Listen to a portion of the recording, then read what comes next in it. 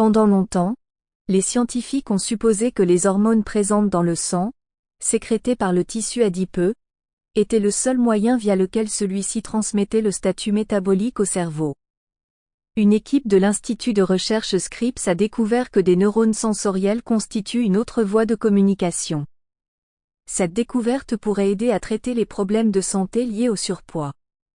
Chez les mammifères, le tissu adipeux stocke l'énergie sous forme de cellules graisseuses, appelées adipocytes. Dès que l'organisme a besoin d'énergie, ces réserves sont libérées. Le tissu adipeux est aussi une source importante d'hormones et de molécules de signalisation liées à la satiété et à la faim, ainsi qu'au métabolisme, leptine, cytokines pro- ou anti-inflammatoires, œstrogènes, prostaglandines, etc. Les chercheurs savent depuis longtemps que des nerfs s'étendent dans le tissu adipeux. Ils pensaient cependant que ces nerfs appartenaient principalement au système nerveux sympathique qui régit les réponses automatiques et inconscientes de notre corps et qui active les voies de combustion des graisses en cas de stress ou d'activité physique. Une nouvelle étude remet cette hypothèse en question et révèle le rôle de l'innervation somatosensorielle des tissus adipeux. Des neurones qui régulent les mécanismes de conversion de la graisse. Les méthodes utilisées pour étudier les neurones localisés près de la surface du corps ou dans le cerveau ne fonctionnent pas bien dans les profondeurs du tissu adipeux, où les nerfs sont plus difficiles à voir ou à stimuler. À l'aide de nouveaux outils d'imagerie et moléculaires développés à cet effet, une équipe de l'Institut de recherche Scripps a pu examiner plus avant l'innervation sensorielle dans les tissus adipeux de souris. Le premier outil, une approche d'imagerie appelée hybride, consiste à nettoyer les tissus biologiques avec des solvants afin de les rendre optiquement transparents. L'ajout de protéines fluorescentes permet ensuite de visualiser clairement les processus biologiques qui se produisent dans le corps. Grâce à cette méthode, les chercheurs ont pu suivre le parcours des neurones qui s'enfonçaient dans les tissus adipeux.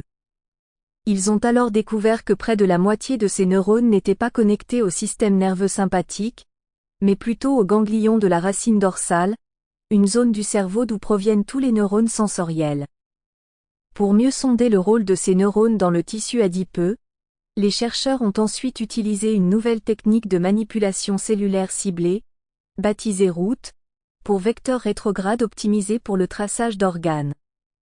Celle-ci permet de détruire sélectivement de petits sous-ensembles de neurones sensoriels dans le tissu adipeux, afin d'observer les conséquences de leur élimination. C'est alors qu'ils ont découvert que lorsque le cerveau ne reçoit plus de messages sensoriels du tissu adipeux, la production de graisse brune s'emballe. Deux systèmes de neurones qui agissent en synergie. La découverte de ces neurones suggère pour la première fois que votre cerveau surveille activement votre graisse, plutôt que de simplement recevoir passivement des messages à ce sujet. Résume Li, professeur associé de neurosciences au Scripps Research et co-auteur principal de l'étude.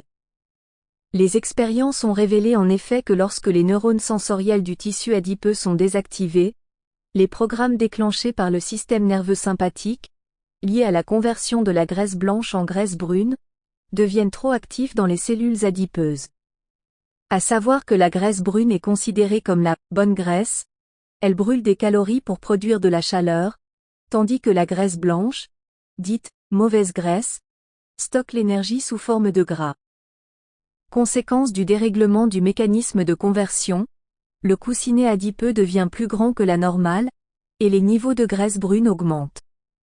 Celle-ci décompose d'autres molécules de graisse et de sucre pour produire de la chaleur. Dans l'expérience, les animaux dont les neurones sensoriels étaient bloqués, et dont les niveaux de signalisation sympathique étaient de ce fait plus élevés, avaient effectivement une température corporelle plus élevée.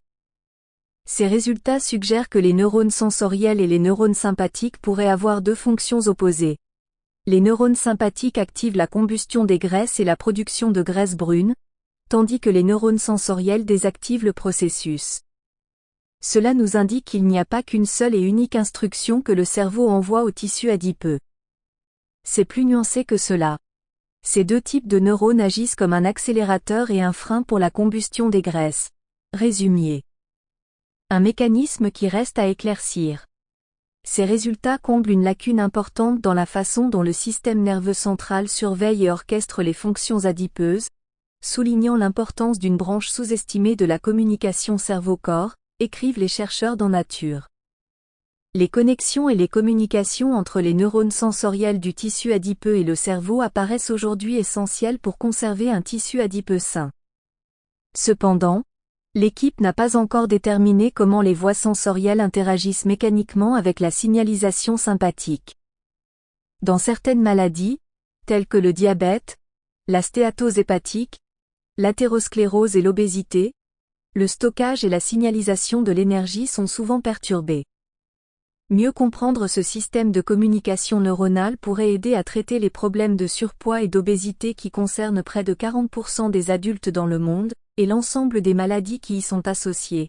Diabète, maladies cardiovasculaires, troubles musculo-squelettiques et certains cancers. L'équipe prévoit de mener d'autres recherches pour déterminer ce que les neurones détectent et si des cellules similaires existent dans d'autres organes internes. Cette innervation pourrait également jouer un rôle crucial dans l'interoception, qui désigne la capacité à évaluer l'état interne de l'organisme, via certains signaux tels que la faim, la soif, la température corporelle, etc.